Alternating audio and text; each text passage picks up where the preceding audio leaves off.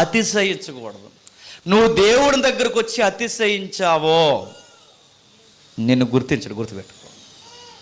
నువ్వు ఎన్నంటే చెయ్యి, నువ్వు కింద మీద పడిపోయి సేవ చేయి. ఇక్కడ నువ్వు ఎంతంటే ఇవ్వు, చివరికి నీ అవయవాలు దానం చేసి ఇవ్వు, నువ్వెన్నైనా ఇవ్వు. కానీ నువ్వు ఏదన్నా నువ్వు పక్కవారితో నిన్ను కంపేర్ చేసుకుంటూ నేనే ముందుండాలని ఏదన్నా కుప్పు గంతులేసావో నేను దేవుడు కోరుకో. ఏ శరీరం కూడా దేవుని ఎదుట ఏమవ్వకూడదట, అతిశయించకూడదు. అతిశయం అంటే నేనే ఉండాలి, అందరిలో నేనే ముందుండాలి, ఈ గుర్తింపులు ఏవైతే కోరుకుంటున్నారో దేవుడు అంటాడట, నేను కోరుకోవట్లేదంట. అలా కోరుకున్న వారందరూ బైబిల్లో విడవబడ్డారు. ఏ గుర్తింపు ఎప్పుడు కలలో కూడా కోరుకొని మనుషులను దేవుడు గుర్తించి ఎన్నిక లేని వారిని ఏలికం చేశాడు. శిష్యులకి ఏమి నేర్పిస్తున్నాడు చెప్పండి. పేతురు గారు అనుకున్నాడట, పెద్దోడిని నేనే ముందుండాలనుకున్నాడట. పేతురుని అన్నాడు, నువ్వు ముందుండాలంటే ముందు కాళ్ళు కడిగే అన్నాడట.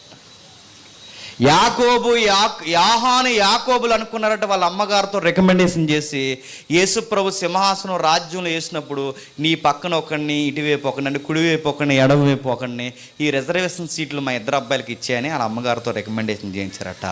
వాళ్ళ లోపం తీసేయడానికి ప్రభు పాదాల కడగండి అని చెప్పాడట. మీరు ఎక్కడైనా మీరు చూడండి, ఆ దొంగతనం చేసే ఆ ఇస్కరియోతు యోధ, ఆ యోధ స్వభావాన్ని కూడా దేవుడు తీసేయడానికి పాదాలు కడిగాడు. ఎందుకు ఆయన పాదాలు కడిగాడు? మీరెప్పుడు సేవా జీవితంలో గుర్తింపులు కోరుకోకండి. ప్రస్తుతానికి బాగుంటుందేమో, కానీ ఒకరోజు లోకము మిమ్మల్ని గుర్తించొచ్చేమో, కానీ దేవుడు ఖచ్చితంగా మిమ్మల్ని గుర్తించడు. గుర్తింపులు ఎదికారో అది సేవలైనా సంసారాలైనా బయట అయినా ఎక్కడైనా మీరు చూడండి, మీరు పక్క వారితో కంపేర్ చేసుకుని ఈడికన్నా నేను ఒక మెట్టు ఎక్కువ ఉండాలని అనుకున్నావో ఓ మెట్టు దిగిపోతావు. దేవుళ్ళు గుర్తుపెట్టుకో. నేను ఇంకా పైకి ఉండాలని నిన్ను నువ్వు ప్రమోట్ చేసుకోవడం ఏదన్నా ప్లాన్ చేసావో, అంటే నువ్వే షేర్ చేయడం, నువ్వే అన్నీ చేయడం, నువ్వే ప్రమోట్ చేసుకోవడం, నీ వీడియోలు నువ్వే షేర్ చేసుకుని, ఇదో రకం ఉంటారండి బ్యాచ్. ఇలాంటివన్నీ షేర్ చేసి లైక్ చేయండి, షేర్ చేయండి, రేపు కూడా పంపిస్తాం, షేర్ చేయండి అని ఇలాంటి యాసాలు గుర్తింపు వరకు వేసావో ఎప్పటికీ దేవుడు నేను గుర్తించు. నువ్వు చెయ్యి, అది అలా పోద్ది అంతే. నువ్వు దేవుళ్ళో వాడపడు, అలా వెళ్ళిపోద్ది అంతే. దేవుడు చూసుకుంటాడంటే చూసుకుంటాడు ఖచ్చితంగా. ఎందుకంటే ఆయన బలమైన హస్తముల కింద అణిగమనుకుంటే ప్రభు అన్నాడు, మీరందరూ సమానముగా ఒకడి పాదాలు ఒకటి కడుక్కోండి, ఎవరిని ఏ టైంలో ఎలా గుర్తించాలో నాకు తెలుసు, మిమ్మల్ని ఎలా సింహాసనాల మీద కూర్చోబెట్టాలో నాకు తెలుసు.